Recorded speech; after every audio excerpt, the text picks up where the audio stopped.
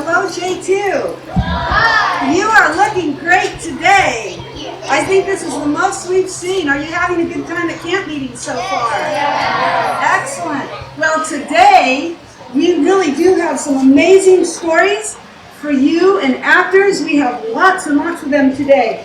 And we are going to be starting by taking you to a place called Wilton, New Hampshire, way up in New England. And we're going to be starting, you see this picture here, the girl right there with the red hair? Does anyone know who she is? Annie Smith. Wow, Annie Smith. That's right. We are going to be meeting Annie Smith. And Annie Smith, she also went to hear William Miller. Lots of the people that we're going to be meeting this week listen to William Miller. That's right, William Miller. So, let's see if we can find Annie. Annie.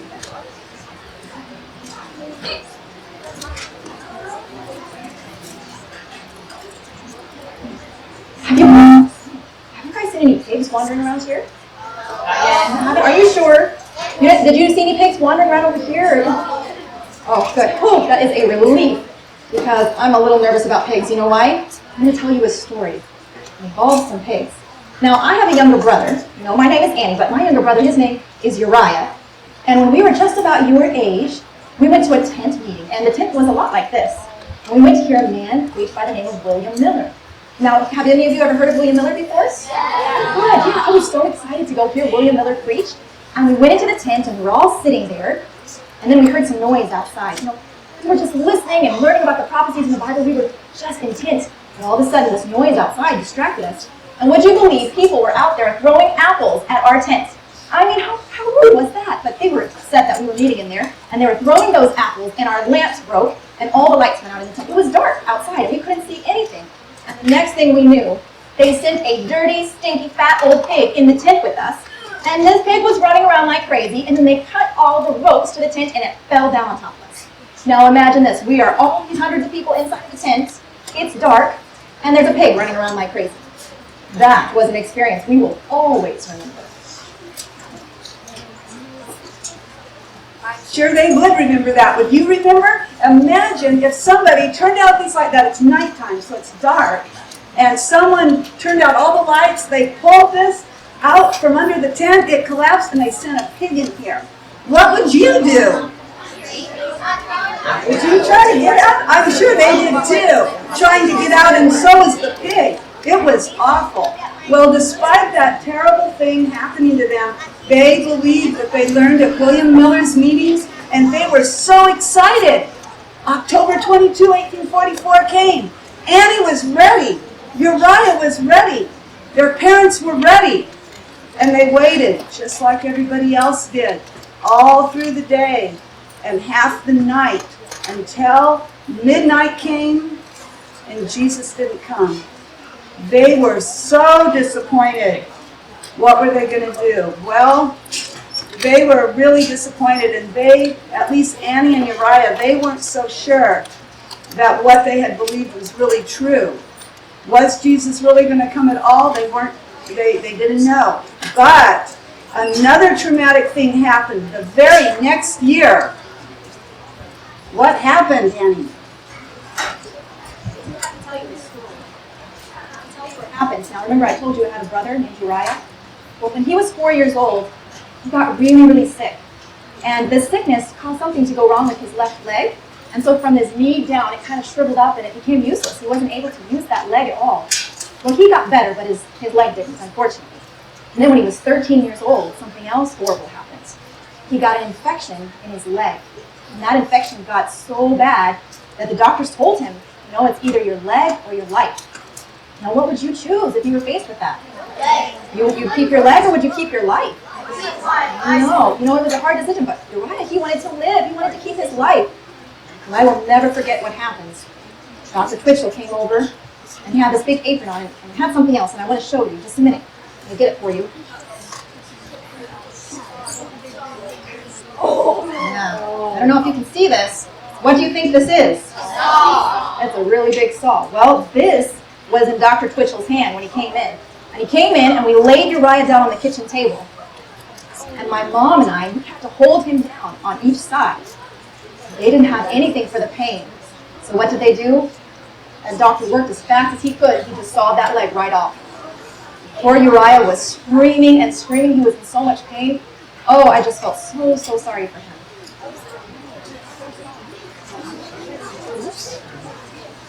Can you imagine what would it be like to have your leg sawed off without anything to numb it? That's what happened to Uriah, but thankfully Uriah survived. He decided that he would rather lose his leg than lose his life. And so, after it healed up, the doctor gave him kind of like a wooden peg that could be fastened to the rest of his leg because it was cut off just above the knee here. So he had that part of the leg, but the rest was gone. So then he had this wooden stump thing, but you know what? He learned to walk with that, and he kept going, and he was a very brave and determined young man. Well, in the meantime, Annie, like I said, she kind of got discouraged with God, because she had so hoped Jesus was coming in 1844, and when Jesus didn't come, she wasn't so sure about God anymore. So she went off to this very prestigious school, and she studied French and oil painting and liberal arts, and she was a really good student too. Well, in the meantime, when Annie was off at school, her mother, Rebecca, had a visitor. Has anyone heard of Joseph Bates?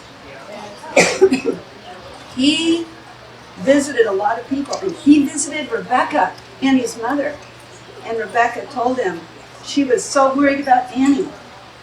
And he had an idea. He was going to have meetings where Annie was. So what happened? Rebecca wrote a letter to Annie. She wrote me a letter. It's right here in my hands. You know, when I first got this letter from my mom, I read it, and you know what it said? It was an invitation to come hear Captain Bates preach. Well, I had no interest in that. I was very busy at my school, and you know, Captain Bates, he was one of those Millerites. And I had been very disappointed with so many other people when Jesus didn't come back when we expected him to. I did not want to get my hopes up again. But I loved my mother, and I wanted to please my mother, so I went. And you know what? Something strange happened. The night before I went to hear Captain Bates preach, I had a very strange dream. And in the dream, I was in Boston, and I was walking along on these streets I'd never been to before, and I was looking for a house. I didn't know where the house was. I'd never been there, and I felt like I was late to something. And so I was hurrying along. I was going down the steps, and I finally found the house, and I walked up to the gate, I unlatched it, I walked to the door, and I opened it up, and inside were all these people sitting there, and they were listening to this very kind-looking man up at the front. Well, there was one seat left, and thankfully it was in the back, so I snuck in, and I quickly sat down in the stream. And then I woke up.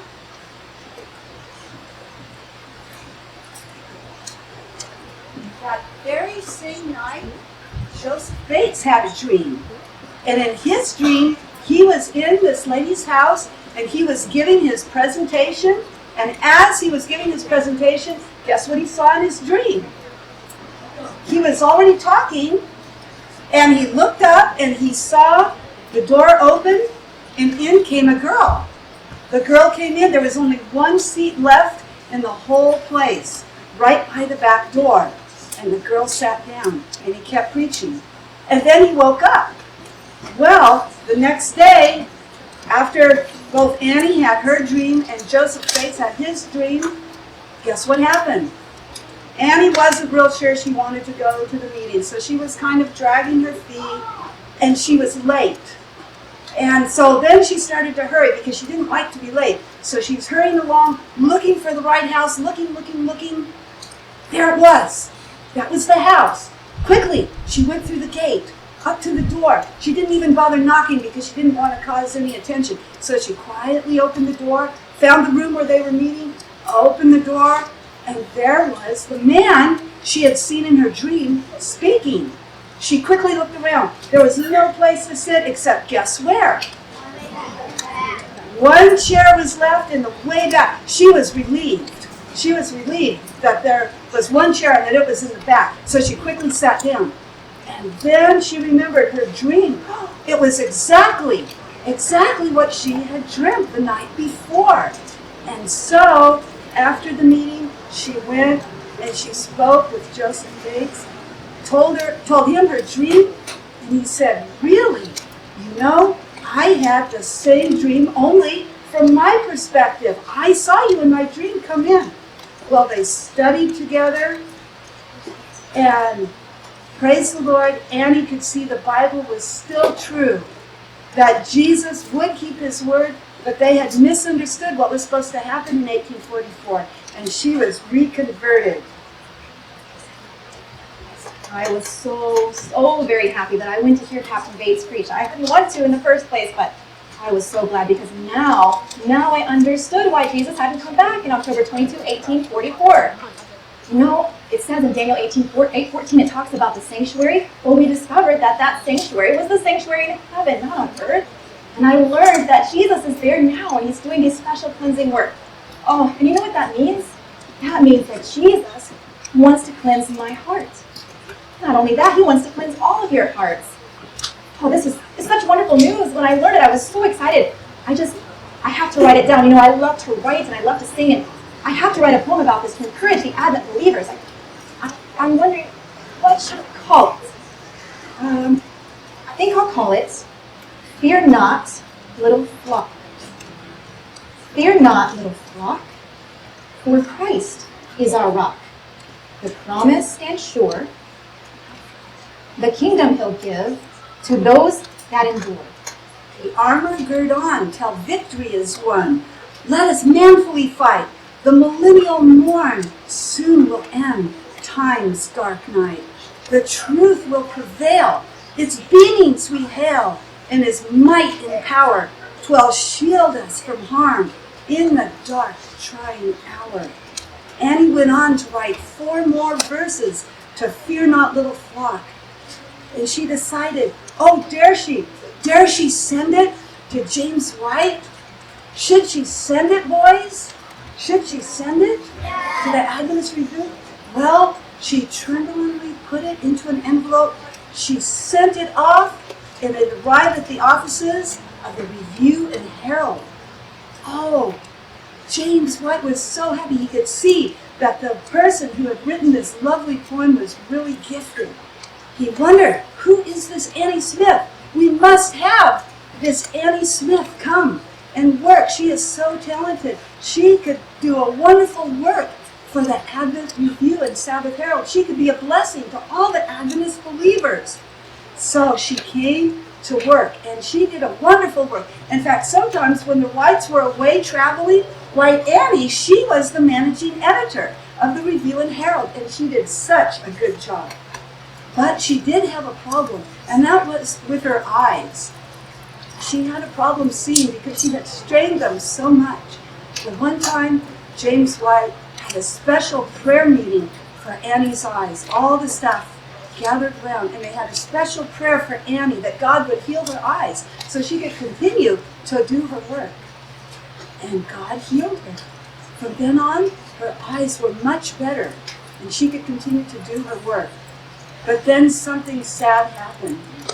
Back in those days, medical care wasn't what we have today. Just like poor Uriah had to have his legs sawed off without any anesthetic at all. Well, they also didn't understand that some diseases are contagious. And if you're around somebody with a contagious disease, like tuberculosis, which a lot of people had back then, they didn't understand, at least when Annie was there, they didn't understand that she or anyone else could get tuberculosis. Well, James's brother and sister came for a while to the Review and Herald, and they had tuberculosis. Poor Annie got it, and she became really, really sick, really sick. She was sent off to a sanitarium for what they called the water cure, but it didn't help her very much. So she went home. She was very sick, so sick that it soon became apparent she didn't have long to live. But she wanted to do something to be a blessing before she would die. And she wrote and wrote poems to be a blessing. And that book was published. It's called Annie Smith. It's her special little booklet of poems. And her brother Uriah came and helped her to finish it.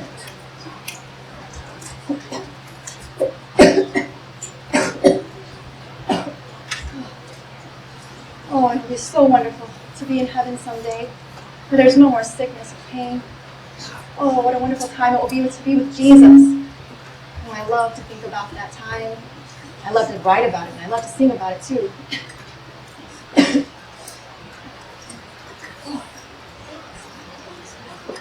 Wonder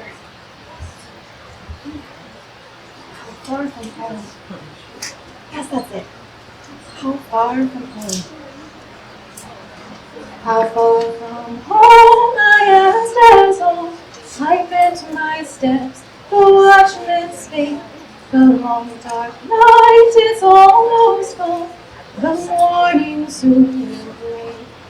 Then weep no more, but speed thy flight with hope's bright star, thy guiding ray, till thou shalt reach the realms of light in everlasting day.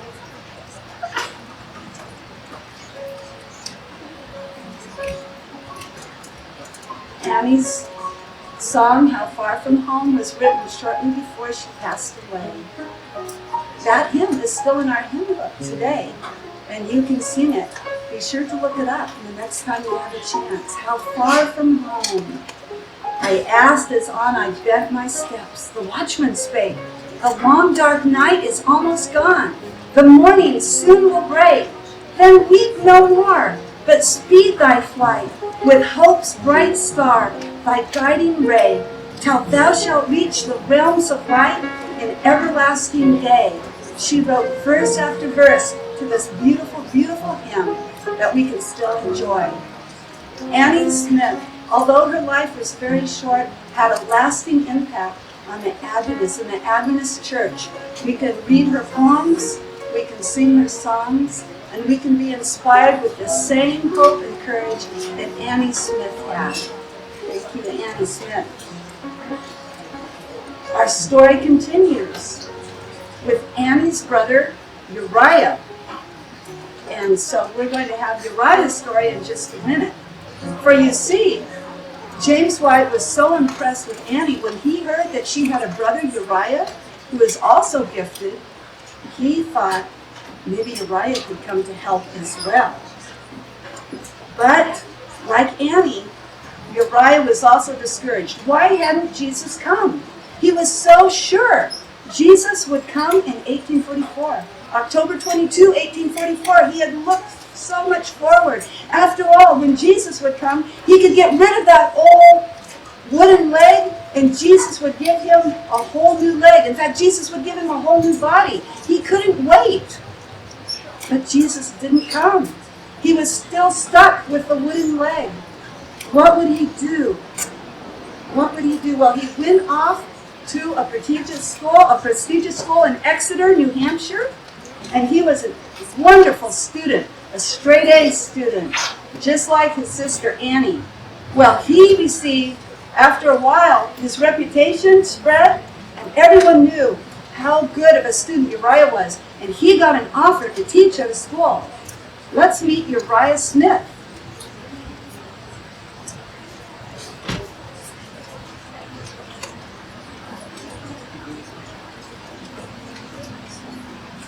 Well, I have an important decision to make.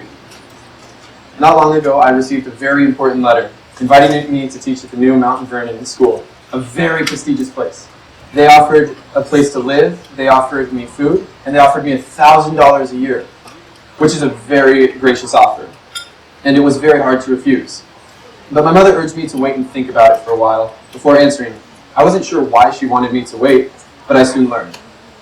My mother and sister Annie invited me to some meetings over in Washington, New Hampshire.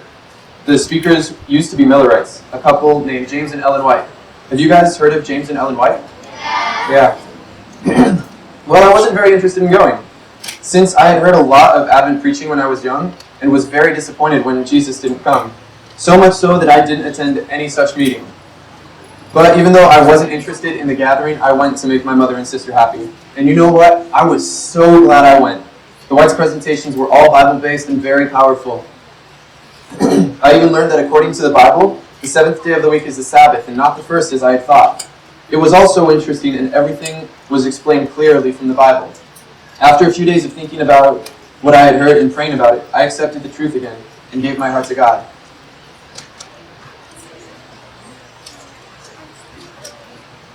You see, Uriah became so efficient with his wooden leg, he could walk so well, you couldn't even tell he had a wooden leg, could you?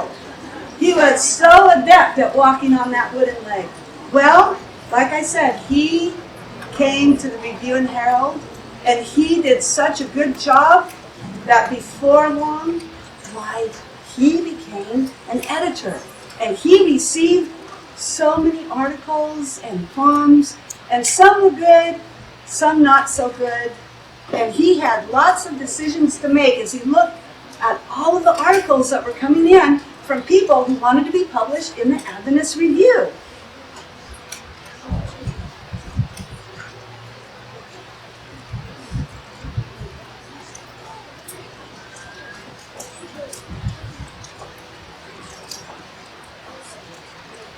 Well, this one will take some work, but I think I can use this one.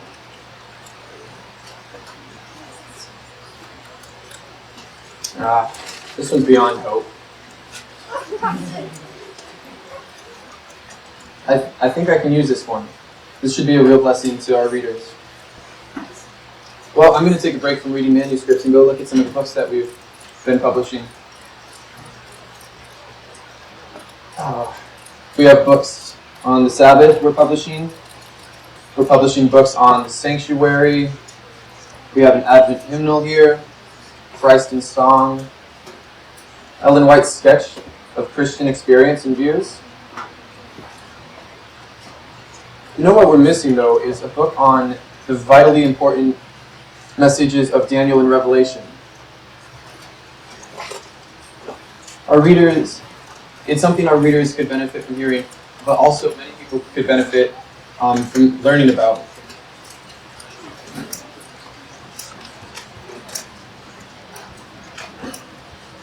I've got it. I can work at the review and then work on the book from 9 to 12 every day, except for Friday.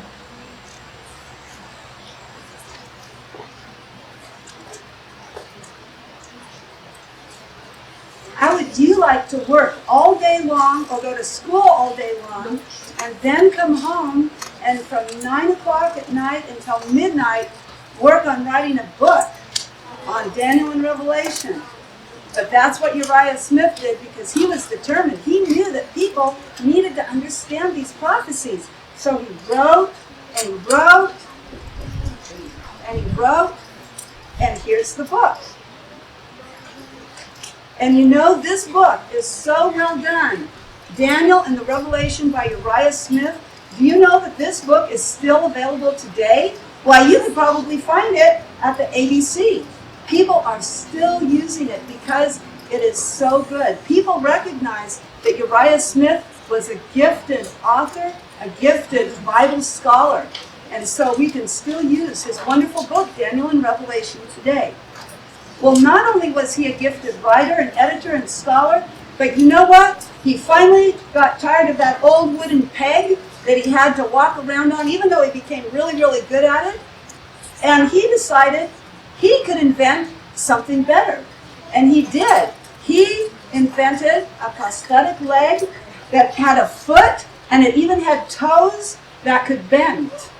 And it is registered in the U.S. Patent Office. That's his invention. Not only did he invent that, but he invented these school desks. See, back in those days, the kids, they had to sit. Sometimes there would just be a board across, but he invented a special school desk where you could sit down, and when you were done, the seat would flip back up, and it had a desk in front. That was Uriah Smith's invention, and it's also registered with the U.S. Patent Office.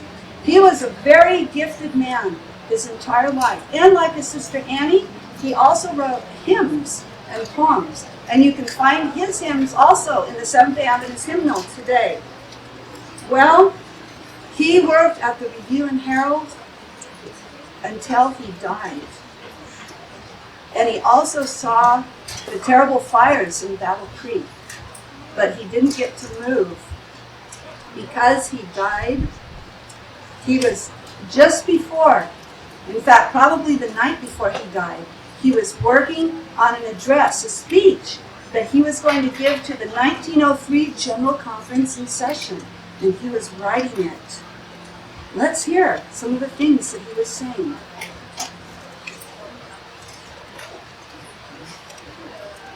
There, I believe I am nearly finished writing. I'll just close with this. I am with you in the endeavor to send forth this generation, this gospel of the kingdom, for a witness to all nations. When this is completed, it will signal the coronation of our coming king. Yours in the blessed hope, Uriah Smith. After the ink dried, Uriah Smith took the paper, he folded it, and he put it in his pocket. The next day, as he was walking to the Review and Herald office in Battle Creek, he collapsed and he died. After he died, when they were going through looking what might be in his pockets, that's when they found what he had written, what he had planned to deliver to the 1903 General Conference in session. He worked for the Adventist Review, or the Review and Herald, for 50 years in various capacities, but mainly as an editor. And he was faithful until the end. And we can look forward to meeting him again once Jesus comes. So we've talked now about Annie and her brother Uriah and what a difference they made in the publishing work of the Adventist Church. Now we're going to meet a man by the name of George, who was sure, that God was calling him to be a preacher. He had no question. But there were other people who weren't so sure about George, and at least his preaching ability. Nobody was worried about his dedication to the Lord. But once you hear George speak, let's see what you think about George. So we are going to meet George King in just a moment.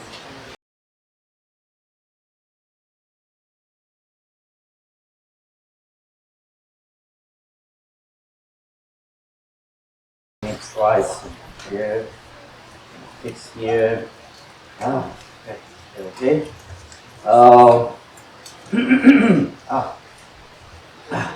Okay. So the people of Noah at that time, they lost their opportunity because they should have taken it, and it was too late. Hi. What are you doing? Why are you preaching to empty chairs? I want to be a preacher. So I just put, the chairs, and I imagine that they are real people, so I can preach to them. You don't have to preach to empty chairs. We can invite our friends over, and you can preach to them. How do you like that idea? Oh, thank you very much. Thank you very much. You will not regret it. I promise. You will not regret it. Yes. So, Sister Godsmart, who had kindly taken him into her home, Mr. and Mrs. Godsmart, they wanted to help George. And so they invited their friends to come and hear George preach. Let's see what happens. Hello. Hi. Come in.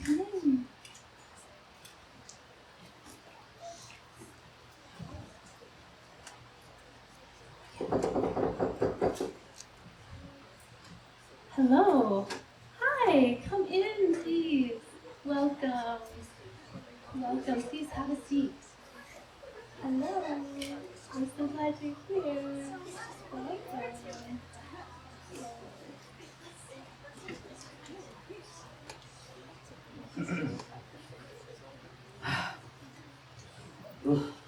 Okay. Oh, okay. Oh, well,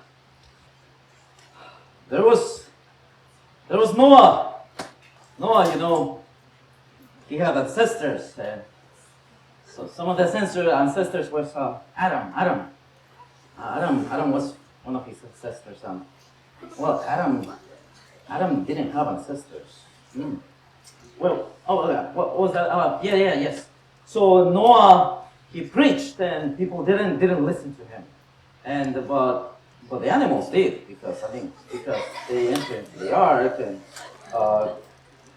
they made it, but they didn't listen. Yes, and Noah preached for how many years? How many? 120 years. Yeah, he preached, and the end.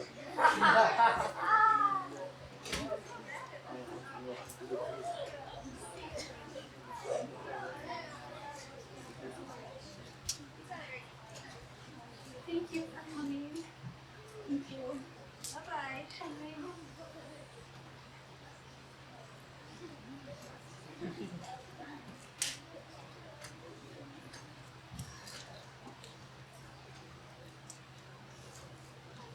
Aw, poor George. I know you tried. Yes, I try. My words and my thinking just got mixed up. I'm so sorry. George, I know you just want to serve the Lord, right? Yeah, of course. And I know that God wants you to serve Him, but maybe preaching isn't what you should be doing. But I have an idea. Do you? I do. Oh. What if you went around town from home to home, Oh. and you were in their homes and you took tracts with you, like these. The Review and Herald has put these out, and they're really good. You could pray with the people. What do you think about that? Oh, that thing is wonderful. Where can I start? Yes. Right away. Yeah.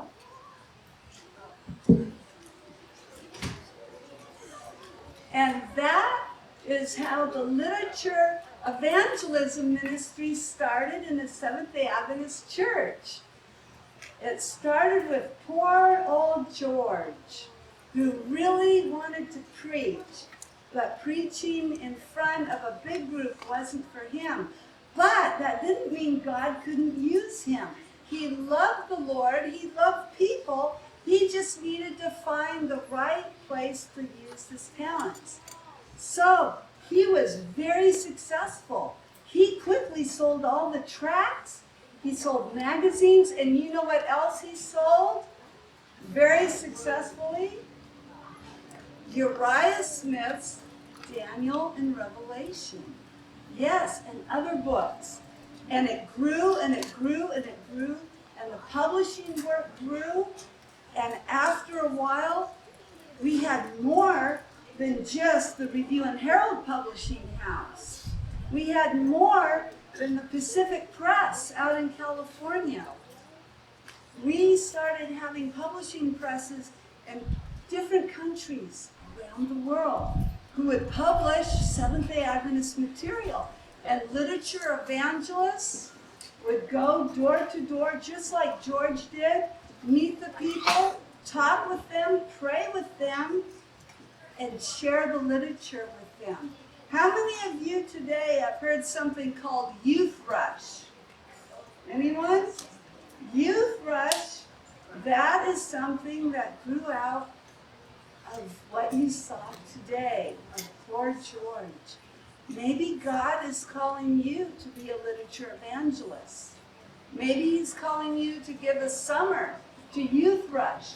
Maybe He's calling you to preach. Pray about it, and God will show you. But one thing we can know for sure is that God has plans for you.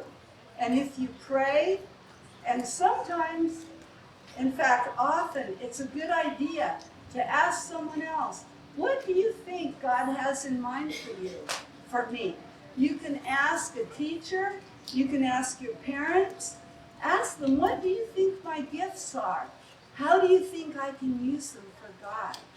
Because God has given every single one of you a special gift. You just need to find out what it is and how you can use it for Him. How many of you want to do that? To find your gift for God? And if you want to use your gift for God, I want to invite you to stand up right now. That is great. And now I want it to be really quiet because this is really serious. I want to pray for you. I want to pray for you and for the special plans that God has for you. Dear Jesus, thank you so much for every single junior girl, junior boy who is here in this tent right now. And Lord, we know that just as you had a plan for George, you have a plan for each one here today.